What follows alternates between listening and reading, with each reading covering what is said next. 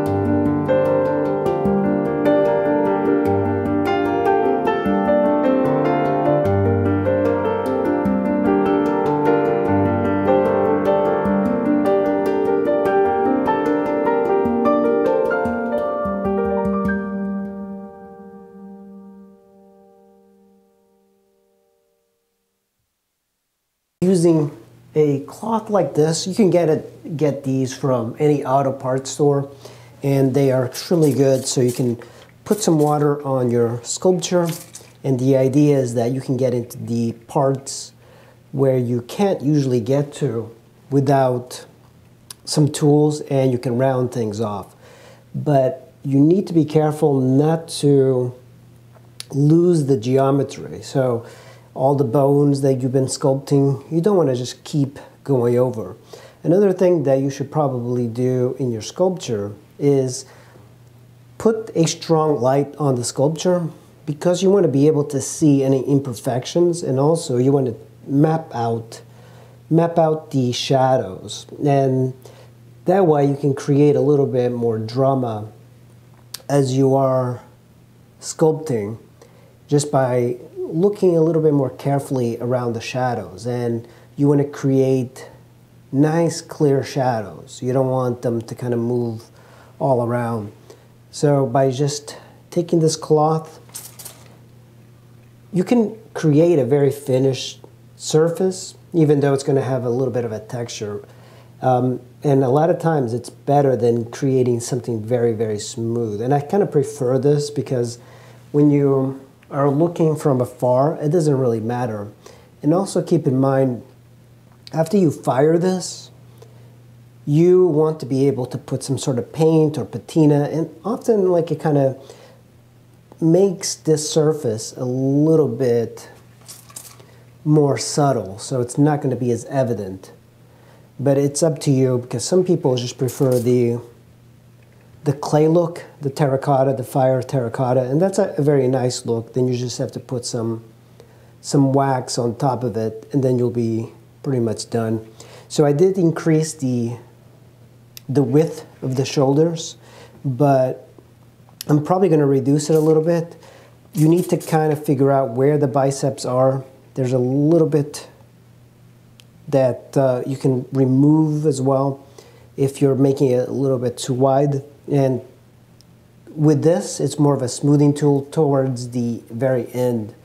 And I am trying to finish this one rather quickly. But just by like hitting it a little bit, it diffuses a lot of the imperfections. But you do have to clean these once in a while because the clay that just gets all over the place. Here's the...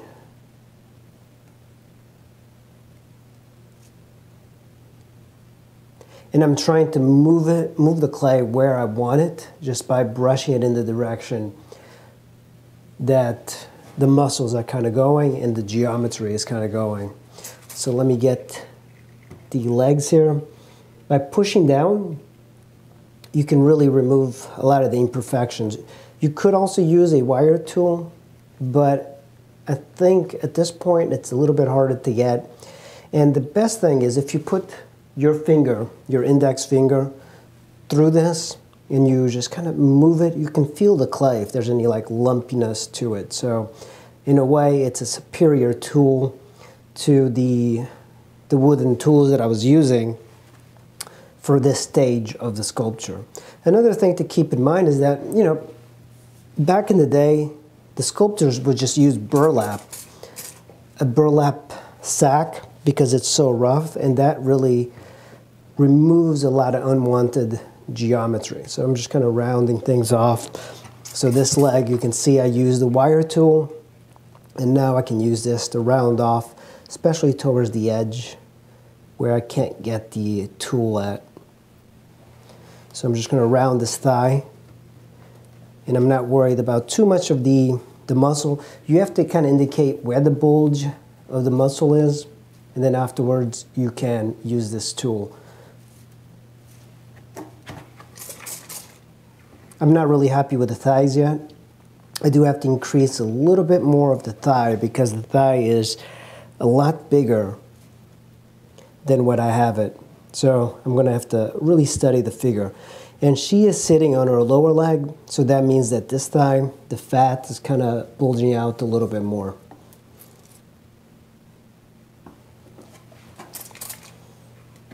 In the photos, references that you get, this is very flat, but you have to kind of keep in mind the sacrum here. It goes in quite a bit. And you're going to have to map out the shadows eventually, but also you can hide a lot of the back just by using her hair. So just adding this, kind of removing all that rough sort of geometry is perfect.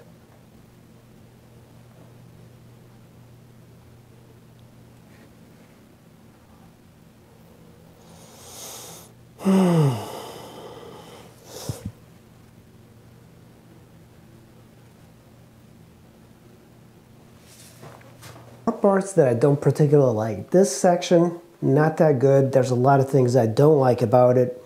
And what is happening here, I have to define the middle of the rib cage, and it's right down the middle. It looks too straight, so I need to kind of move it around because she's not absolutely up and down.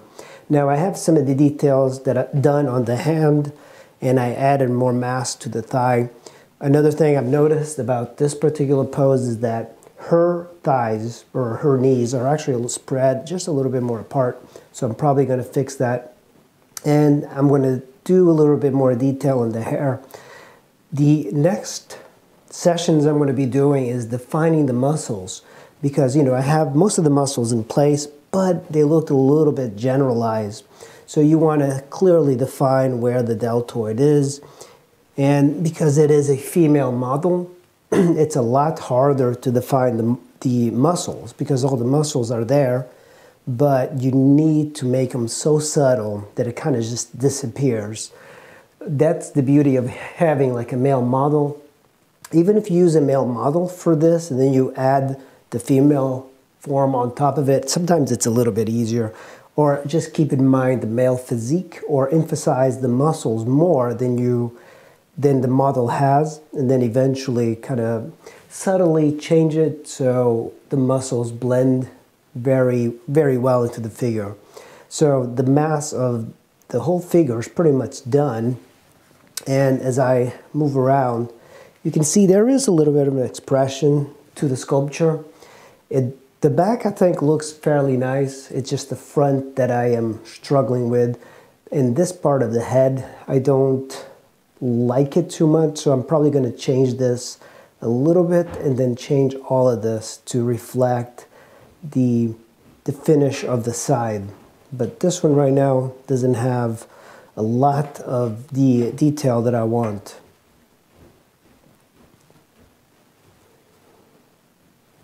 And the back, when you look at the photo from your reference, it looks very flat on the photo, but in reality, there's a lot more depression to this, which is the sacrum.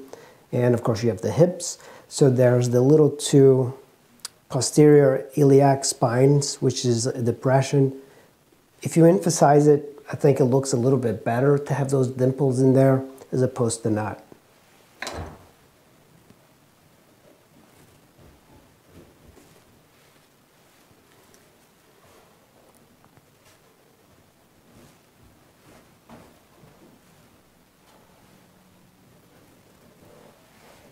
Another way to blend two muscle groups together is just to take the raking tool and just push everything together like this, and it eventually will start to blend together.